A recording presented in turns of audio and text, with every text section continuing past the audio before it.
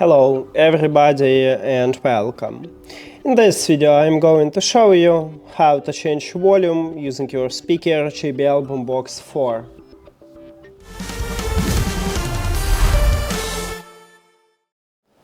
So, if your speaker turned on and connected to your phone, we have few options how to change volume. We can use controls at the phone, from this side.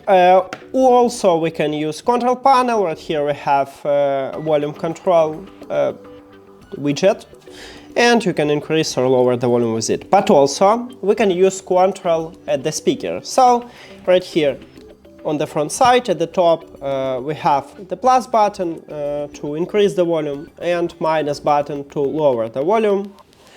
You need to or single press the volume up button to increase the volume, or press and hold. And look at this widget. As you can see, I just increase it.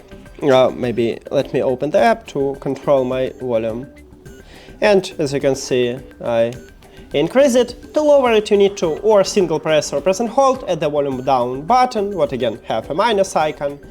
So press, as you can see, lower it, and press and hold, lower it quickest. And that's it.